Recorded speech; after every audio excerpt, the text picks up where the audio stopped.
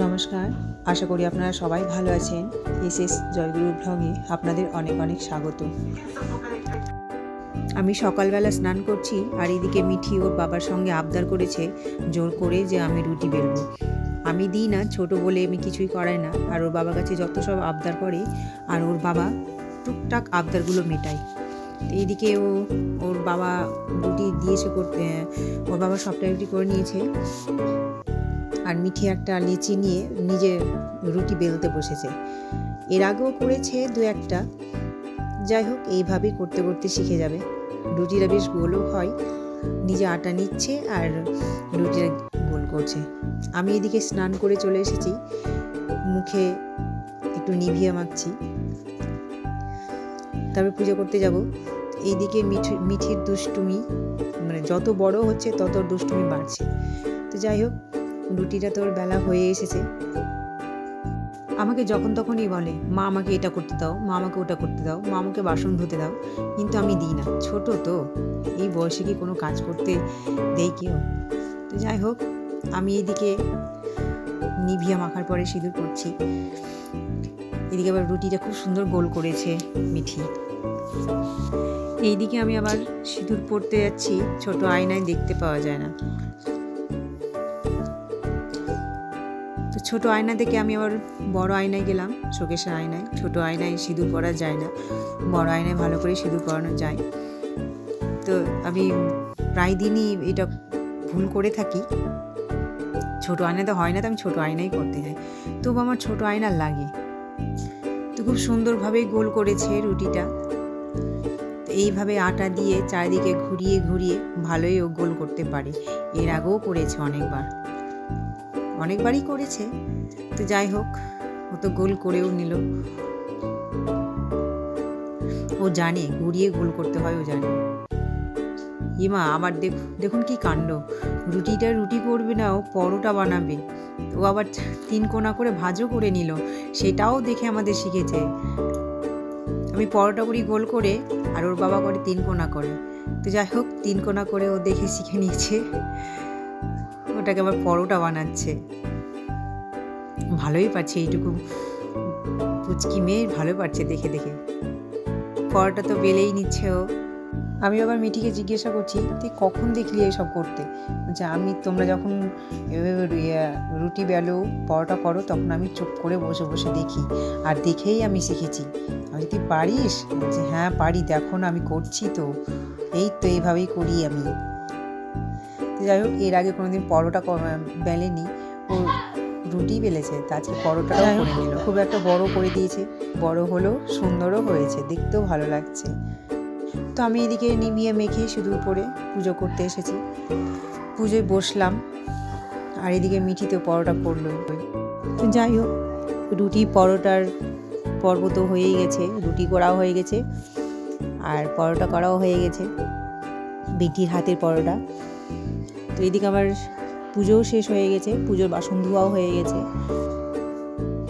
তো আমি চা করে নিয়েছি, চা হয়ে গেছে। তো সবার যে যার কাপ হোক গ্লাস হোক সবাই চা ছেঁকে দিয়ে দিচ্ছি।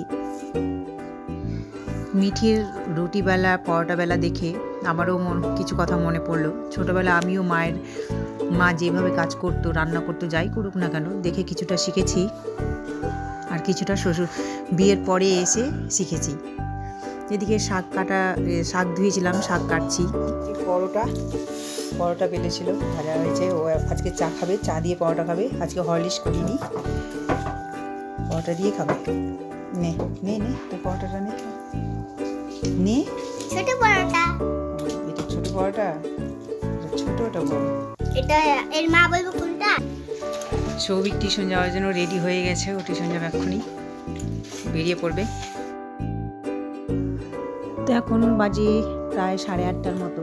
ঘরে আমি আর মিঠি আছি, সৌভিক তো টিউশনে গেছে, ওর বাবা ডিউটি গেছে। তো রান্না বসাবো, রান্না করার জন্য সব কিছুই এখন কাটাকুটি করব। তো আজকে মাংস আর শাক করব, তার জন্য আলু বের করেছি, আলু টমেটো সব কিছু বের করে রেখেছি, কেটে নেব। এদিকে বেগুন কেটে রেখেছি, শাকে দেবো তাই। তো বেগুনগুলো আমি ধুয়ে তুলে নিচ্ছি। তো এখানে পাশে টমেটো আছে, টমেটোগুলো ধুয়ে নিচ্ছি, ধুয়ে কেটে নেব, মাংসে দেবো সেই জন্য।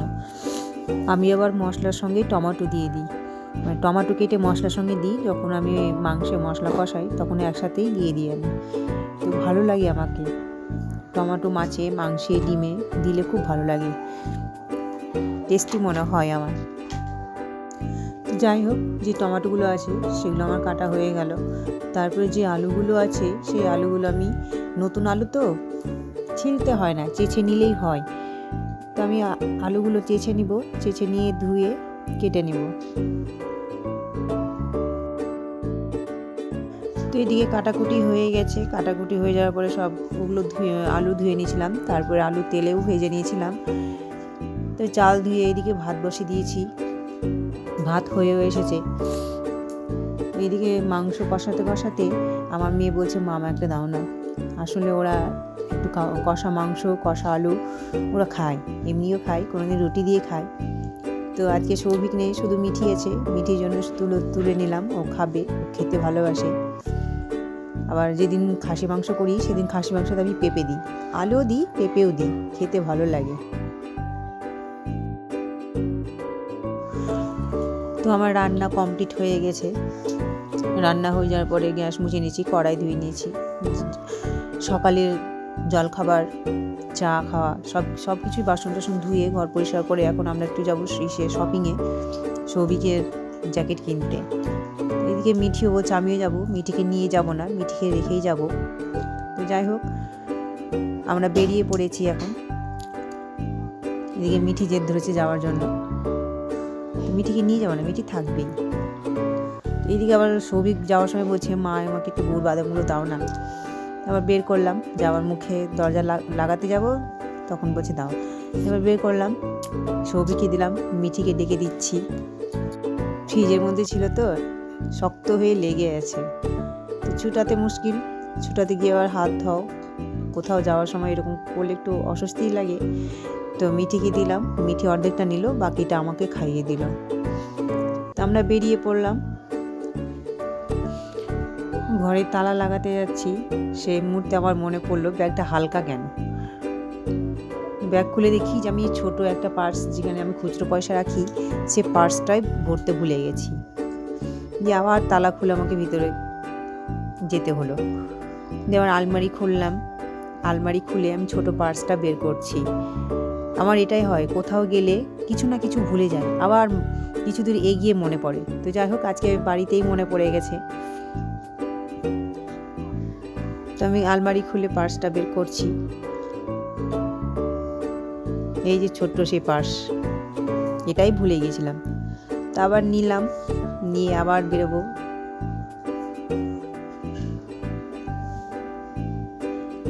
এবার তালা মারছি।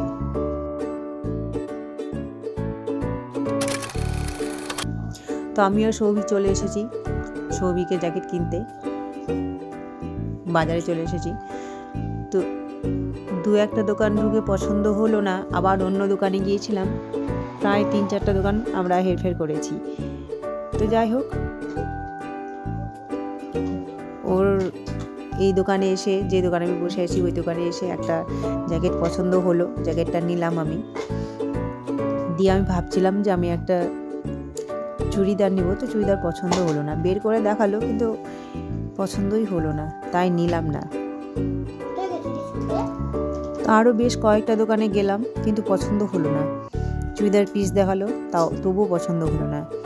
শালগুলো দেখালো, আমি যে শালগুলো চাইছিলাম সে শালগুলো না দেখে অন্য শাল দেখাচ্ছে, পছন্দও হলো না। তাই আমি আর কিছু নিলামই না, শুধু সৌভিকের জন্য একটা জ্যাকেট কিনে নিয়ে চলে আসলাম আমি। তো একটু বাজারে গিয়েছিলাম, তখন সেজে গুজে, আপনারা তো দেখলেনই, বাজার থেকে নিয়ে আসলাম এই জ্যাকেটটা সৌভিকের জন্য। এই জ্যাকেটটা নিলাম।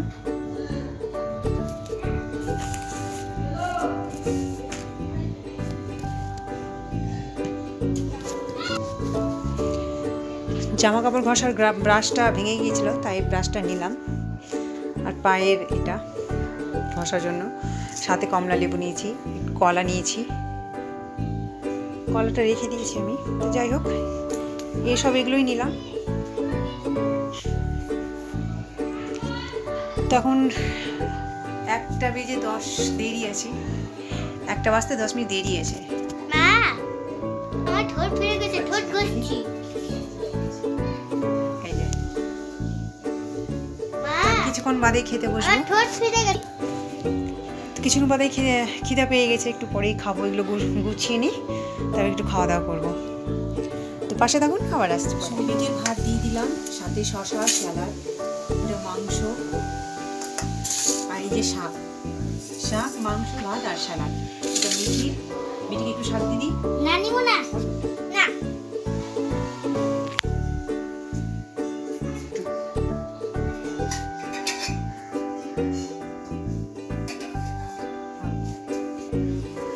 তোদেরকে খেতে দিয়ে দিলাম, ওরা এখন বসে যাবে। সবই তো বাজার শপিং থেকে এসে পড়ছিল, মিঠি বাড়িতেই ছিল, তো নিয়ে আর খেয়ে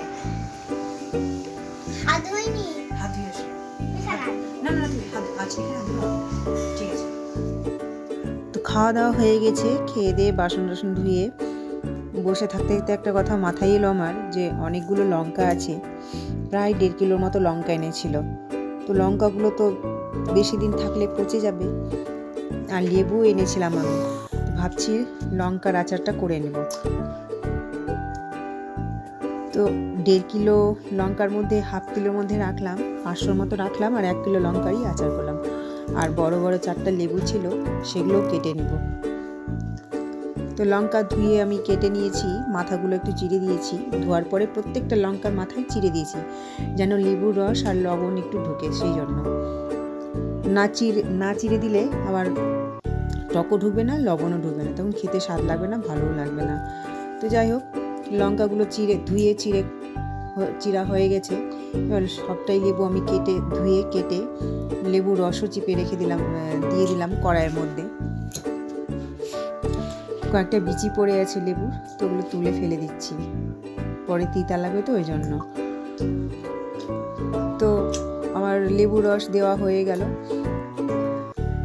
আর 1 কিলো লঙ্কা ছিল, তো তার মধ্যে আমি 1 চামচও না, 1 চামচ থেকে কমই একটু লবণ দিলাম, কারণ বেশি লবণ হয়ে গেলে ভালো লাগবে না খেতে। এই লঙ্কার আচার রুটি দিয়ে, ভাত দিয়ে, মুড়ি দিয়ে, সব দিয়ে ভালো লাগে খেতে। আমি একজনকে দেখেছিলাম, দেখেই তারই হিসেবে আমি ওইভাবেই মনে করলাম যে আমি লঙ্কার আচার করছি। তো আমি গ্যাসে উনান ধরিয়ে দিলাম, ওই লেবু রস আর লবণ দিয়ে আমি নাড়াচাড়া করে ঢেকে দেবো। যতক্ষণ সিদ্ধ হবে না ততক্ষণ আমি এইভাবে নাড়াচাড়া করতেই থাকবো, ঢাকনা উঠিয়ে। তো লেবু রস আর লবণ দিয়েছি, তো কিছুক্ষণ নাড়াচাড়া করে নেব, যেন পুরোটাই লেবু রসে লবণ মিশিয়ে যায়, আর লঙ্কাতেও যেন মিশে যায়, সেই জন্য কিছুক্ষণ নাড়া দেবো।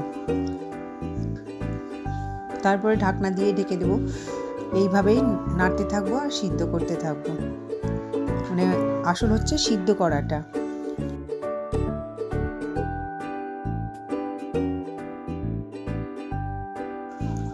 তো এইরকম মাঝে মাঝে ঢাকনা দেখবো, দেখে নাড়াচাড়া করবো।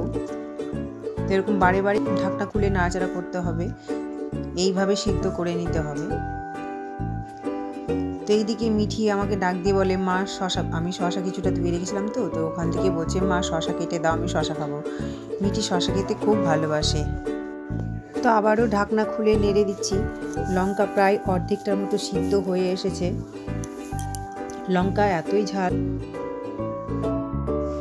যে ঢাকনাটা খুলে এত ঝাঁঝ বেরোচ্ছে লঙ্কার, সিদ্ধ করছি তো তাতেও ঝাঁঝ বেরোচ্ছে লঙ্কার। যাই হোক, আবার নেড়ে চেড়ে আমি ঢাকনা দিয়ে ঢেকে দিলাম। আবার বেশ কিছুক্ষণ পরে ঢাকনা খুলে দেখি লঙ্কা সিদ্ধ হয়ে গেছে। তো গ্যাস আমি অফ করে দিলাম। তো এটাকে আমি এবার কিছুক্ষণের জন্য ঠান্ডা করে নেব। পুরোপুরি যখন ঠান্ডা হয়ে যাবে তখন আমি কাচের একটা বয়ামে ভরে দেব। এই সেই কাচের বয়াম, এই কাচের বয়ামে ভরে নেব। কাচের বয়ামে ভরে রেখে দিলেও প্রত্যেকটা দিন কিন্তু রোদে দিতে হবে, প্রত্যেক দিনই আমি রোদে দিব। তো কিছুক্ষণের জন্য আমি রেখে দিব ঠান্ডা হওয়ার জন্য। কড়াই থাক, ঠান্ডা হবে, তারপর কাচের বয়ামগুলোতে ঢেলে নেব আমি। আচারটা ঠান্ডা হয়ে গেছে, পুরোপুরিভাবে ঠান্ডা হয়েছে। তো আমি কাচের শিশিতে ভরে নিচ্ছি। পাশাপাশি দুটো শিশি রেখেছি, বোধহয় এই শিশিতে হবে না, ধরবে না, তার জন্য আরেকটা শিশিতে ভরে দেবো আমি। তো আমার এই সিম্পল পদ্ধতিতে, ঘরোয়া পদ্ধতিতে এই লঙ্কার আচার আমি প্রায় করেছি, খেয়েছি, ভালোও লেগেছে। ভাত দিয়েও ভালো লেগেছে, রুটি দিয়েও ভালো লেগেছে, মুড়ি দিয়েও ভালো লেগেছে। তা আপনারাও করে দেখবেন, খেয়ে দেখবেন। এই শিশিটা হচ্ছে আমের আচারের শিশি। আমি আমের আচারও করি বাড়িতে। আমের আচার বাড়িতে করলেও আমি কেনা আচারও নিই, খেতে ভালো লাগে, টক টক মিষ্টি মিষ্টি ঝাল ঝাল থাকে। তো যাই হোক, ওই শিশিতে ধরলো না, বলেছিলাম তখন যে আরেকটা শিশি আমি পাশে রেখেছি, তো ওটাতে ধরলো না। তো এই শিশিতে আবার ভরে নিচ্ছি পুরোটাই, যেটি বাকি আছে সেটা সবটাই এতে ধরে নিবে, এঁটে যাবে। তা আমি ঢেলে নিচ্ছি, ঢালাও হয়ে গেল। ব্লগটা এখানেই শেষ করছি। আপনারা ভালো থাকবেন, সুস্থ থাকবেন। এই ব্লগটা কেমন লাগলো একটু কমেন্ট করে জানাবেন। ভালো লাগলে একটা লাইক, কমেন্ট, শেয়ার এবং দয়া করে সাবস্ক্রাইব করে দিবেন। নমস্কার।